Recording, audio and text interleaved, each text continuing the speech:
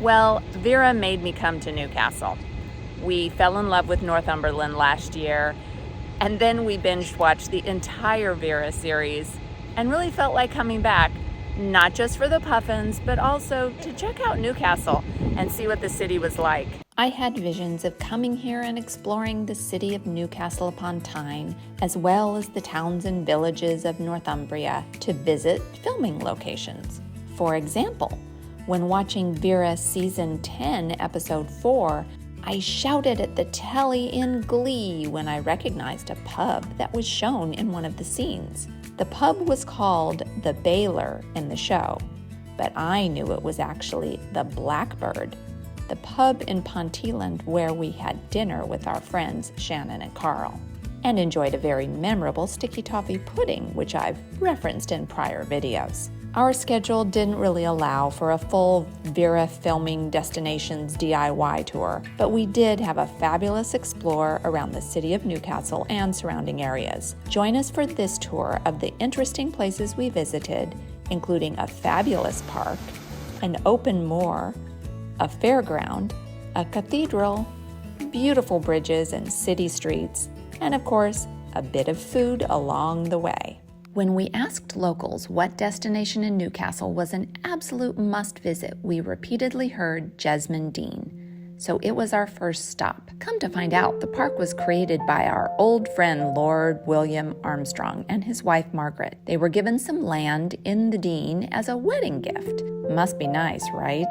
And as their fortunes grew, they expanded the grounds, later converting the large holding to a public park for everyone to enjoy. So the first place we are exploring in Newcastle is Jesmond Dene Park. And so we're walking along this path and Ian says this to me. I think the Jesmond Dene Park would be a great place for a murder. You've got this long pathway through very thick overgrowth, and you've got a river going through this area, and it's a little bit isolated. I'd be very surprised if it wasn't featured in a episode of Vera. So to clarify, are you saying that you feel like murdering someone and Jesmond Dene Park sounds like the perfect place, or you think that the people filming Vera should use this park if they haven't already? If I were planning a murder, this would be a great place for it. Okay, I'm wondering if I should be worried. I didn't know anything about the Jesmond Dene Park until today, but I'm really impressed. Walking along by this stream, it's just really cool and green and quiet, and you don't feel like you're in a reasonably sized city. This is so cool. We're standing on this big bridge over the river, and then next to it is this little bridge over the river, covered with really cool ferns. I'm just really starting to like Newcastle and definitely Jesmond Dene Park. When I found out that Lord Armstrong created Jesmond Dene Park, then it didn't surprise me that I see so many rhododendrons around here.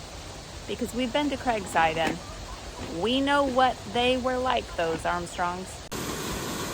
Lord Armstrong created many water features throughout the park, including this beautiful waterfall. It was a big project to create this tall waterfall and the deep gorge downstream. The waterfall is close to this old mill, which is something else that just doesn't seem like it belongs in the middle of a city park. This old mill, Mabel's Mill, was originally built in the 1700s. It's an old corn water mill. The most exciting part of this river here in Jesmond Dene is finding out that otters have returned to it in recent years. This is a testament to just how special Jesmond Dene Park is. Hear what this local resident had to say. Okay, local lad. I lived here 26 years, I grew up here, and this is a really special place in my heart. I still come here every week just to sit, read a book, picnic, whatever. It's a really special spot. Why do you like it so much? I think it's the pace compared to the other city centre, and there's loads of nice spots there, but this is just so slowed down. It's so chill, but it's so close as well. It's so accessible. But yeah, we're truly blessed to have this spot right on our doorstep. We had a quick lunch in Heaton on the outskirts of Newcastle at a cool cafe called the Butterfly Cabinet. We enjoyed a deliciously prepared mixed vegetable hash and a tasty veggie burger on a fresh brioche bun. I figured a place called Newcastle would probably have a castle, so we went to find out what that was all about. First, we saw this structure, known as the Black Gate. It was built in the 1200s and was the original barbican, a heavily defended gateway which juts out from the main wall of the castle. Archers and crossbowmen would guard the barbican and prevent intruders from entering before they reached the wooden doors and portcullis. This guard we saw during our visit might be wearing vintage attire, but he is holding an energy drink to fuel his modern-day defense of the gate. This is the keep of the Newcastle Castle, and the reason it's called Newcastle is because originally there was a Roman fort here, and then the Normans built a wooden castle here in the 1100s, and then in the 1200s that was replaced by a stone castle, and that was the Newcastle, the remnants of which you see today. Parts of the castle were taken down in the 19th century to accommodate the railway, and you can see the railway viaduct that's almost a part of the castle now. Yes, and we just saw a train go across it. Because Newcastle is a city, I figured it would have a cathedral, so I went in search of that as well. Here is a quick recap of my look around the cathedral. Not nearly as comprehensive as my tours of Gloucester or Durham Cathedral or my upcoming Wells Cathedral visit, so please check out those links in the description if you are interested in cathedrals. Outside the cathedral, I loved this majestic statue of Queen Victoria, which was installed a couple years after her death. Just inside the cathedral, of course, is the font. What surprised me here is that it's the first time I've seen a font filled with water. Made me wonder if a christening had recently taken place there. Also near the entrance was a monument to local hero Cuthbert Collingwood, a vice admiral from the 1800s who some believe was the real hero of the Battle of Trafalgar. He was born very close to this cathedral and joined the Navy when he was only 12 years old. While Newcastle is not as famous or grand or large as some other English cathedrals, I did enjoy many aspects of it, which I'll take you on a quick tour of now, including the many lovely stained glass windows, the very grand organ from the 1600s, and the magnificent craftsmanship of the choir area.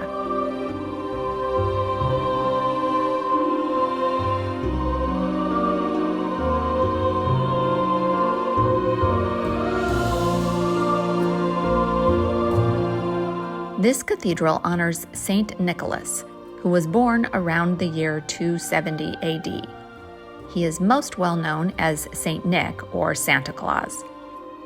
The cathedral has some bits of its Norman construction from the late 1100s still remaining, though most of the structure we see today was built in the 14th and 15th centuries. In 1882, this church became a cathedral and Newcastle became a city. A few other noteworthy spots in the cathedral are the brass lectern featuring an eagle, which is the oldest lectern in northern England, the reredos, the gorgeous screen behind the altar, which has stunning carvings including Christ, the Virgin Mary, St. Nicholas, St. Aidan, St. Cuthbert, and other northern saints. And this cathedra, the bishop's throne, which has one of the tallest backs that I think I've seen. Still not as high as Durham Cathedral, of course, but amazing nonetheless. Another thing that really captured my attention in this cathedral were the grave markers on the floor. I'm used to monuments on the walls being very three-dimensional, but the ones in the floors of most churches and cathedrals I've been to usually are rather flat. But as I mentioned in my Durham video, this cathedral in Newcastle had several monuments in the floor which were lovely three-dimensional works of art. The canopied tomb of Bishop Lloyd is also fascinating.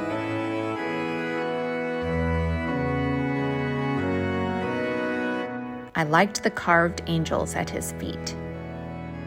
I see so many beautiful and artistic monuments in cathedrals and churches, but I've started pausing to actually read the inscriptions on them when I have time. like I discovered on a recent return trip to Gloucester Cathedral, and as you can see here, often the stories of the people being honored are very moving. Like this couple, who became the loving guardians to 12 orphaned nieces and nephews. I also had to check out the knights' tombs, looking for the usual things, crossed legs and seeing what animals were at their feet. Here is a summary of the city sights we took in during our very busy day of cycling. It's day 2, our first full day in Newcastle, and I'm here on beautiful Grey Street, getting ready to get on a rented bike. Ian has hired us 2 bikes for the whole day to bike all over Newcastle. He's really excited, and I'm a little terrified because I'm just not a super confident cyclist. So wish me luck. We are on Grey Street, and it's famous because it was all developed in the 1830s by a guy named Grainger, and he did a beautiful job. I have to say, it looks really, really good here. At the top of Grey Street is this monument to Earl Grey, a man famous not only for a type of tea, but also for his advocacy for peace and civil and religious liberty.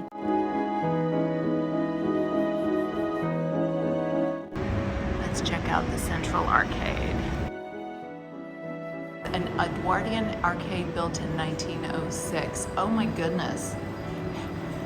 I've been in a number of arcades, but I think this might be the most beautiful. It's still pretty early in the day, so it's not busy and have the place to ourselves.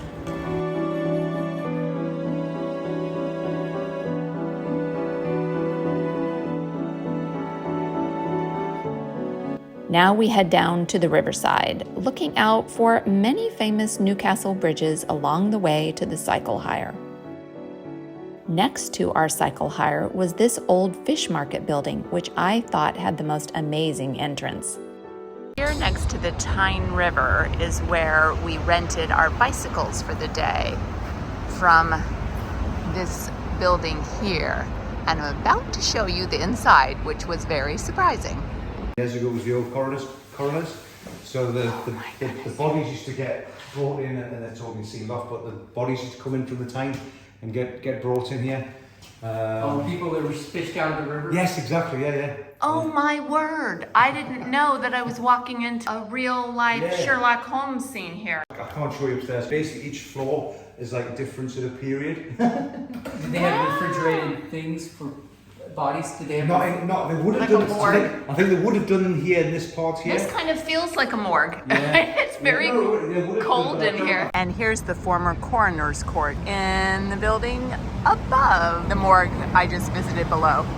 Just got our bicycles that we've hired for the day, and we're here next to the Tyne, and the plan is to go down to the Millennium Bridge, cross it on our cycles, and come back. Behind me is Newcastle's famous swing bridge. It was designed by Lord Armstrong, and he financed the construction of it. And it was built in 1876 as a way for large ships to go further up the Tyne. Back in the 20s, when it was being used a lot, it was opened 6,000 times in a year, but now it's only opened a couple of times in a week. So why is it called the swing bridge? Does it swing open to let ships through? Yes. Ah.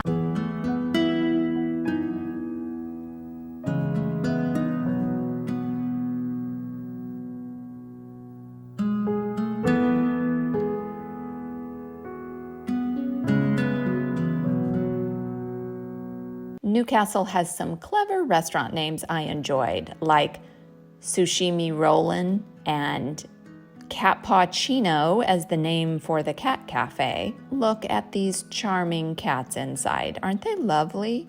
This little face is one I have been thinking of fondly ever since my Newcastle visit.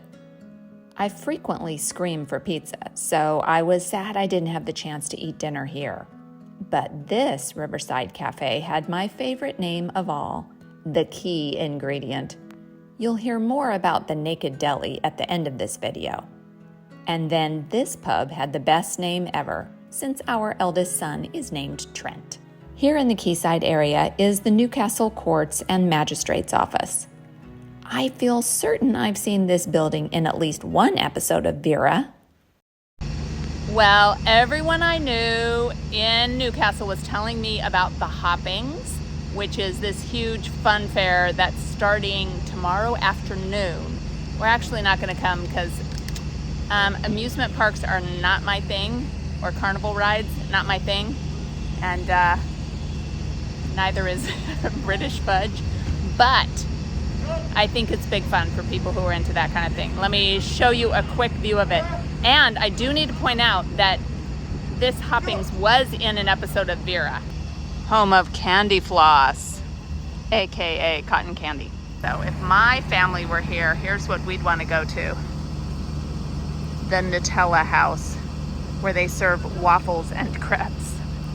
There's a place Ian would like. It's got hot donuts as well.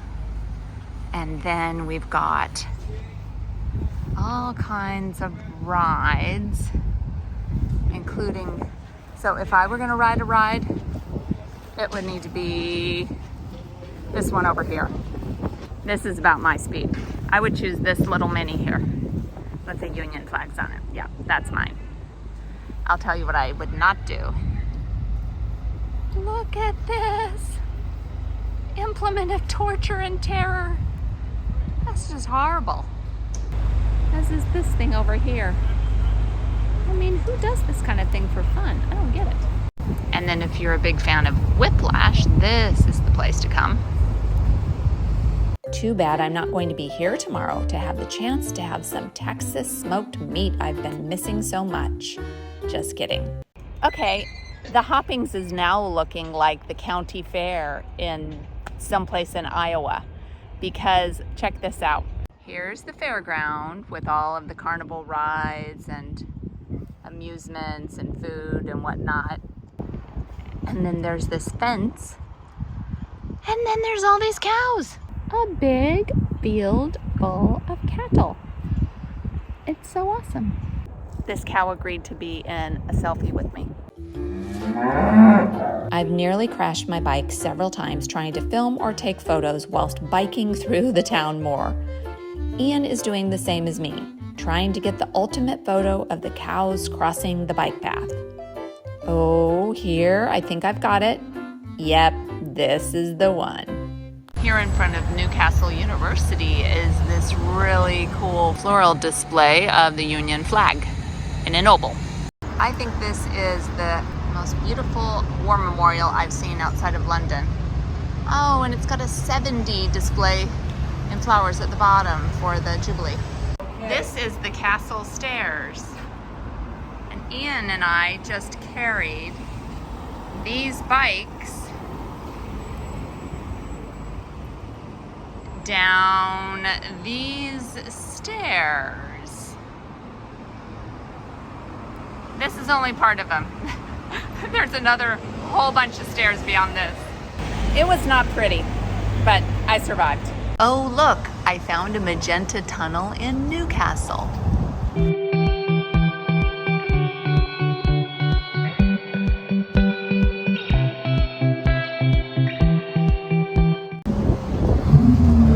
And a Ferrari. We had lunch down in the quayside area at this very characterful pub called the Broad Chare, which of course I pronounced the Broad Chare until someone corrected me. The struggle is real.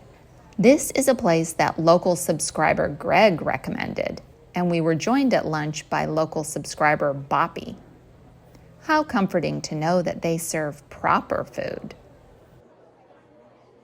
Boppy is camera shy, so I won't show him, but here is his Geordie passport. And here are the oat biscuits he gave us for a taste test. If you are curious about that, check out our homemade hobnobs taste test video. Now let's review the proper food we ate. Ian ordered some fancy gastropub creation with asparagus and pistachios and all kinds of herbs and whatnot, with burrata on top. I got the bubble and squeak, which I had been craving, served with fried duck eggs. For afters, we had chocolate pudding with ice cream and hazelnut praline, as well as apple and cinnamon sponge with lots of custard. Now I'm going to show you a quick peek at where we stayed. We wanted a place to use as our home base while we visited Newcastle and the surrounding area. So we chose this centrally located Premier Inn, or Premier if you are British, which was near the Chinatown area. This is the very Art Deco building we are staying in at the Premier Inn. A budget-friendly hotel that costs for 3 nights the same as we paid for 1 night up in that posh hotel near Sea Houses. I really loved that just a short walk from the hotel was this view of the gateway to Chinatown, as well as the football stadium. Just a slice of the many different aspects of Newcastle. And also in that very same spot is a chunk of the ancient town wall and tower. This is pretty cool. It's right next to the stadium and the gate leading to Chinatown. And it is a piece of the original town wall and remains of a tower. So it's like a ruin of a tower that was from the 1200s, and it was demolished in the 1900s. I loved exploring the ruins of the wall, which runs through many parts of this neighborhood.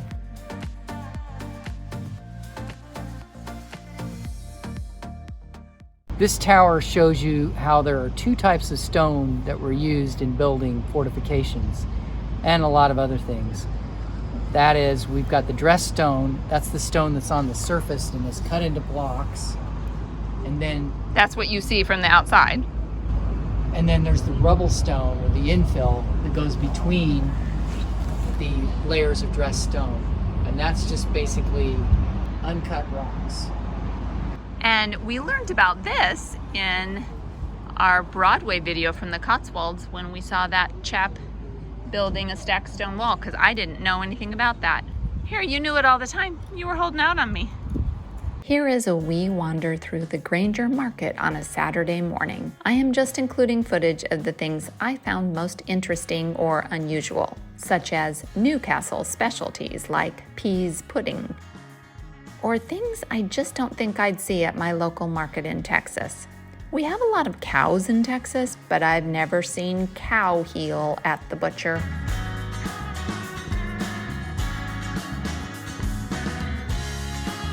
And I'm not sure I've ever seen double yolk eggs for sale before. And of course, I had to stop by the cheese stall. Here's yet another type of sticky toffee cheese, this one a cheddar. I'll put a link in the description to my sticky toffee cheese tasting video if you want to check out that taste test we did. Look at these fascinating types of cheeses. Let me know in the comments if you have tried either of these. Because Ian is a huge fruit fan, we had to stop by the fruit stands. And I was surprised to see these unusual looking pomegranates. And have you ever seen pineapples sold like this, upside down with the tops cut off? And why are the avocados called avocado pears? And for our Channel Island friends, I have to show the Jersey potatoes. I thought this was fascinating to see the differences in breakfasts and how a full English differed from a Northumbrian and an Irish breakfast. Apparently, the Northumbrians think they are bigger eaters than the folks down south. Is that a fair opinion? The florist had some nice magenta fresh flowers. And then for Jubilee, some red, white, and blue artificial roses. One last food photo from the bakery down the road. These looked like cream tea scones at first, and then I saw they were mini Victoria sponges. Aren't they cute? But not half as cute as the Scottish money they gave me for change when I made my purchase. Can I hear it for the Otter 10-pound note, please? Some of you think I only eat really fattening, non-nutritious food all day, every day, but the truth is we eat mostly really healthy food. I just don't post and vlog about that all the time because it's not as interesting. But after eating so much food, I just feel food overloaded. And we went and looked at the market this morning, but somehow the tripe didn't much make me want to order that for breakfast. So we're here at the Naked Deli, which is a place I tried out yesterday. They have delicious protein shakes. Well, Vera made me come to Newcastle. And while I didn't go around and do a whole Vera filming locations tour, we did see so many cool things in the city. We really enjoyed our time here. And it's our last morning here, and then headed back to Durham to have attempt 2 at filming the Durham Cathedral. So please, after this video, check out the Durham video and see how that worked out. Thanks so much for watching, and do something good in the world today.